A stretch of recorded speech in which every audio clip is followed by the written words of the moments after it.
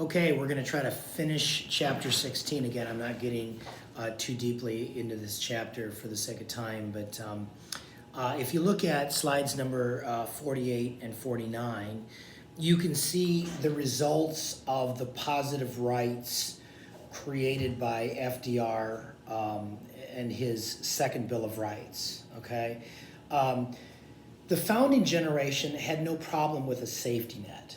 Okay, but this idea that the safety net was just that, it was a safety net to basically get you by, and then you're on your own and you basically make of it how you want to make of it. The government is not going to continually support you in perpetuity, and the government is not going to create an institution of welfare. Okay, something you got to realize, and sometimes students misconstrue this, but where it says in the preamble of the Constitution, it says that, to ensure domestic tranquility and provide for the general welfare. Okay, that does not mean welfare as we understand it in 2020. Okay, it just meant just the general well-being of American citizens. It did not mean a blank check, if you will, for the government to basically provide entitlements for people. So just realize that as you understand your Constitution. So the founders, they were fine with the safety net. Today, we create safety nets. In fact, again, I want to it's just funny. Every time I teach American national government and my international relations class, it never ceases to amaze me how relevant these classes are, because events come up that make this stuff just so alive. But the CARES Act, as far as dealing with the coronavirus issue, it is an entitlement program to basically get Americans through this crisis, okay? As I understand it, I haven't read, obviously it just kind of got ripped off the page, and it just got, it was just given to the president, I think just a few hours ago, so I haven't read it, but it's intended, as I understand it, to basically get us through this moment, but it's not meant to be an ongoing safety net. The danger, the concern of many is that when the safety net becomes a hammock, okay, and suddenly now, instead of just trying to get you by so you can kind of be on your way, you rely on it. You want to kind of just kick back and rest in the government continuing to take care of you. Okay, that is very foreign to how the founders set a lot of this up. But you can see a lot of these social insurance programs and public assistance programs, as far as trying to help people. A lot of that arose during the Great Depression. And again, I hope we don't fall into a depression economically with all that's going on and what the government has had to do to deal with this. But you can see, we're actually living through a significant period of history as Americans. And you can kind of, the anxiety that's out there and all of the uncertainty. I'm not likening it to the 1930s, but the parallels are there. You can see where these programs began to arise, and you can see where people began to look to these programs for help. But that is not how in other words, the founders understood, yeah, you might need some help, but it's not meant to be a permanent thing. It's not meant to be a hammock. If you look at slide number 49, again, you can see all these entitlement programs. I'm not going to belabor these. These are fairly self-evident.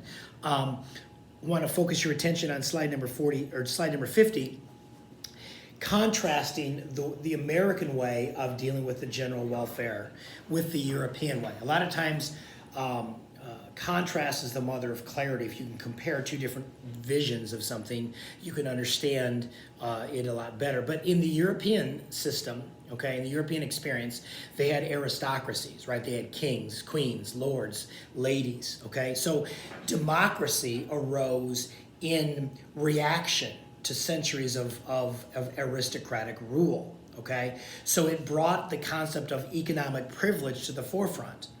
In other words, you've got all of these lords, ladies, kings, queens, and then you've got these subjects and serfs, okay? As democracies arose in Europe, they were very, very open to social welfare programs because they did not have a culture of self-reliance. They did not have a culture of self-government, okay? They had kings and queens lording over them. So they were much more open to welfare programs, okay? And that's exactly what you have. In fact, one of the slides there I inserted at the end of chapter 15, and you can see the taxation rates, how high they are in European countries as compared to the United States, because they're more open to welfare there and entitlements because of, again, the centuries of aristocratic rule. Another reason why they're open to that is because of what happened after World War II. You know, you had literally nations, cities, economies, polities just devastated, just collapsed. And so people looked to government entitlement and government help to get them through that, okay, in Europe. Contrast that with the United States, where, with the exception of Pearl Harbor and the Aleutian Islands and kind of little bitty things that happened, but I mean, for the most part, the American coastline was pretty much preserved. We didn't have any of that devastation, so there wasn't that clamoring for welfare or entitlement programs. The other issue in America is that again, we have a culture, a history, an ethos of self-reliance. You know, pioneers, pilgrims, entrepreneurs, settlers. Hey, if unless I go and shoot some food, I'm not going to have any food. Unless I go catch some food in the ocean, I got no food. Unless I plant it, plant crops and things like that, I've got no food. In other words, there was no history of kings and queens and lords and ladies providing or lording it over people. Okay, so because of that, there's generally weaker support for public assistance in America. There's usually more of a preference for lower tax break. And so unlike political equality, the idea of economic equality has never captured America's imagination like it has in Europe, okay?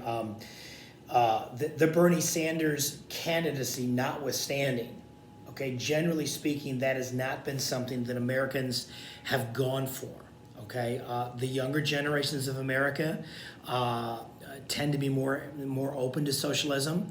One of the reasons why I think that is because they haven't been taught some of the dangers of socialism and communism and all that transpired under good old Papa Joe Stalin and the 5-year plans and all of the systematic, the starvation that occurred in the Ukraine in the 1930s, and that because of the collectivization of farms and when the government took control of everything. But that's my own take on it. But anyway, there is a significant difference there. Let's shift gears and we'll end this segment, okay? Let's talk about immigration, okay? Given the uncertainty of this particular semester and all that's going on, I don't know if we're going to actually get to our immigration project, if we can actually meet together. If not, I'm thinking of some other things that we can do. But let's just talk about immigration a little bit, okay? Article 1, Section 8 of the Constitution in Clause number 4 says, Congress has the power to establish a uniform rule of nationalization. So within the Constitution, it's the power of Congress to do that, not the president. The president can execute a law created by Congress, an immigration law, but it is up to Congress to create this uniform rule of how do you bring people that are not citizens into the fold so they can become citizens. 3 criteria for immigration that were in place at America's founding and largely kind of ruled the day for the next 50 to 100 years are these. I think these are fascinating. Number 1, the principle of equality. This idea that citizenship matters. You may not bring a non-citizen in as an illegal immigrant. Let them stay in the country. Let them enjoy the privileges and immunities and benefits of a citizen, okay, without kind of basically challenging them. Listen, become a citizen, submit to our rule, submit to our Constitution, or you're going to have to leave. Okay, if you allow them to stay there any length of time, enjoying all the privileges and benefits of the citizenship without becoming a citizen, what you've essentially done is you've placed them at a higher level than the citizen. So in other words, that's a violation of equality. The second principle that they used to basically create immigration policy was this idea of sovereignty. Okay, the Constitution matters. If you're in our country illegally, by all means, seek to become a naturalized citizen. okay? Seek to submit to our laws and rules. However, if you choose to stay here and enjoy all the benefits, you're essentially trampling on the sovereignty of this Constitution. So that's a violation. So in other words, in the founder's conception, you would have to leave. You cannot just stay here indefinitely because you're basically violating sovereignty. Okay, you're saying that your country and its rules, your language and its, is more important than the American way, the American language, British, English and things like that. The third criteria they embrace, and again, this is something that you never hear in immigration debates in Congress or at the national level, is character. Is that your integrity and your adherence to Republican principles matters. In other words, if you are here illegally, that is a violation of your character. If you're truly a person of character, you are either going to become a citizen, or if you're in violation of American law, if you're in violation of equality, if you're in violation of sovereignty, you're going to go home and go back to the country you came from. In other words, it is a violation of character for you to remain here illegally, enjoying all the privileges and benefits of American citizenship. Okay, so in other words, that matters. The other thing that the framers were interested in is, do you understand Republican principles? Do you understand representative government? Do you understand the principle that you've got to be a self-governed person in order to be a citizen? Okay, if you don't understand that, or if you are willfully rejecting that, you cannot be a citizen. Again, that template, all three of these points of this template are not applied today, but that's how the founders set things up. And I think it's very worth reading about and just looking at. So a couple of aspects of this, and then we'll close. If you go to the next slide there, the speech that George Washington gave to the Volunteer Association of Ireland. Okay, in other words, these were non-citizens that were seeking to be citizens. Okay, and this is a great expression of the founders' understanding of immigration. The citizens of the United States of America have the right to applaud themselves for having given to mankind examples of an enlarged and liberal policy worthy of imitation.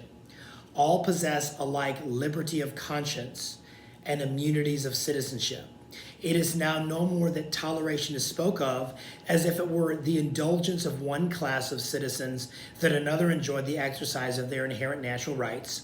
For happily, the government of the United States, which gives bigotry no sanction, to persecution no assistance, requires only that they who live under its protection should demean themselves as good citizens in giving it on all occasions their effectual support. In other words, if you're going to live under the protection of America, you need to become citizens, good citizens, and give support to this country. Don't stay here indefinitely as a non-citizen living off the backs of citizens, is what he's saying there.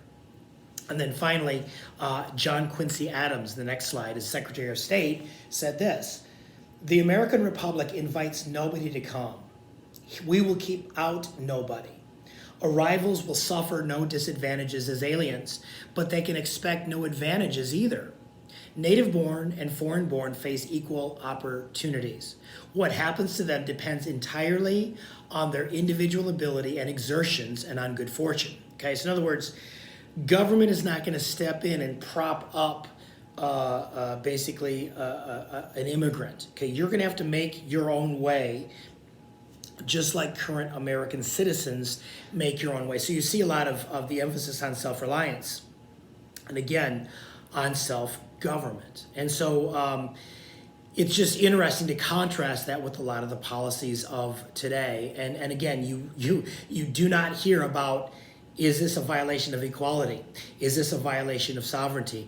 Is this a violation of character for illegal immigrants to stay into this country? Okay, and then you look at the last slide there, you see young detainees sleeping in a holding cell at a U.S. Customs and Border Protection facility in Texas. Okay, you've got situations like this and scenarios like that what do you do? And again, one of the highlights, at least in my opinion, of my American National Government class is when we have a class that deals with immigration and we have a debate on this. And again, I'm just wrestling with how to move forward with that in this coronavirus quarantine. So we'll see what happens. But anyway, this should help you with your discussion posts. And again, as always, if you have any questions about anything, reach out to me, send me an email, and I'll connect with you as soon as I can. Take care.